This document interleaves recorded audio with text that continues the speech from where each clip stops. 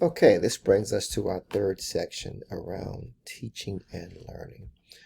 That first section talked about health and safety, COVID mitigation, things like that.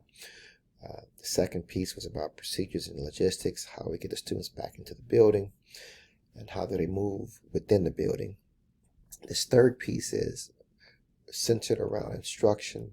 It's going to also begin to really pull in the SEL components. And so while we have not spent a lot of time as a planning team around this area, I still want to just provide pretty much some of the foundational pieces that we will begin to discuss and flush out. One of the main things that we are aware of is the need to transition students into our buildings as safely as possible, but also being considerate as possible with the context of where they're coming from and what they're coming out of. They're coming into our buildings, whether it be for the first time or returning to our buildings. So those first 3 days of school, the 31st of August, September 1st and 2nd, those will be the transition days, and that's where we will begin to really dive into the SEL work, build that classroom community with the expectation that that classroom community grows into a school community feel, setting the rituals and routines, and getting to know our students. And so, as you all have done in the past, work with your staffs to make sure that we start slow. And as we start slow, we will eventually be able to accelerate things. But it's so important to start slow, get the students comfortable with being in that space, get the students comfortable with one another, and like I said, just really work on that classroom community and eventually go to the school community. And so this is about the rituals and routines, this is about who they are, and this is about the identity who they will become within this school year. The second piece, once again, doubling down on the rituals and routines. Teaching students about how things are going to function and flow and operate this school year, and recognizing that we will start at one place and evolve and grow. We're not sure exactly how many students will be in VLA to start the school year off, but we also recognize that they may start off in VLA and transition into in-person, and that's okay. At some point, that needs to become part of the discussion for the students who are in person, to know that we will be bringing our friends, some friends, to our classroom and in our classroom community, and we want to welcome those students. Once again, this is talking about classroom culture, the learning management system. We still are using Seesaw. Expectations for staff related to teaching and learning. Like I said, we haven't had extensive conversations around that, but TLS department will continue to work and communicate with principals so they can communicate with teachers around expectations related to content, related to curriculum, related to standards, related to assessment. And speaking of assessments, the team last week began to talk about the assessment days.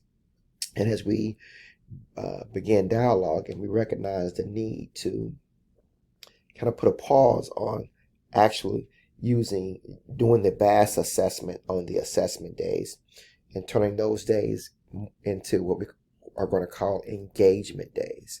There's been a subcommittee that has been created, and that team that Aaron Shattuck and Chuck are leading will begin to plan out, if we're not going to do the BAS assessments on those 2 days that we originally planned for, when and will that be done, and how can that be done? As that team moves forward, they're also going to bring in primary teacher, intermediate teacher, reading specialists, and or reading interventionists, just to get more perspective around how that can be done. So that team will move forward with the BAS assessment piece of it, But then the fall planning team will spend some time at this upcoming meeting talking about what this engagement day will look like. We want to make sure that we provide teachers with the resources and the structure that they can use as they get to know their students and bring those students back into our buildings safely, securely, but in a very intentional way. So more information to come about that. Special education, virtual meetings, some of those things will take place. When I say some of those things, some IEP meetings, those are legal requirements. And so we will continue to use the virtual format where necessary, but meetings will go back to the pre-COVID processes, and case managers will organize those and schedule those. Case managers will be in classrooms. Once again, we're moving away from the bubble concept and going back to what we were doing before the pandemic. And as more information comes out around teaching and learning, we will have Chuck begin to provide updates from TLS related to any TLS things. Once again, feedback can be provided to me. Questions can be given to me, and it can also go to the 3 elementary principals who are serving on the fall planning team. Once again, I just wanted to provide an update as to what's taking place around the fall planning. Once we get further down the road, I will be able to share this document, but right now I'm not at liberty to do so. When I think about the work that this team is doing, Julie is calling it a working group. And so as being a working group, things are going to change as we get more information. Things will evolve. It's just not only elementary, that's also part of the fall planning team. We have middle school or secondary. We have community ed and district employees. And so imagine 3 small working groups that start off together in whole group, branch off into the working groups, and then we come back to report on the progress that we have made in that particular meeting. That's the structure, that's the flow. I just wanted to make sure that you all are being carried along in this journey. And once again, if you have insight, you have questions, I'm going to include a Google form, and then you can also contact myself or any of the elementary reps who are serving on this team. Thank you for your time, and take care.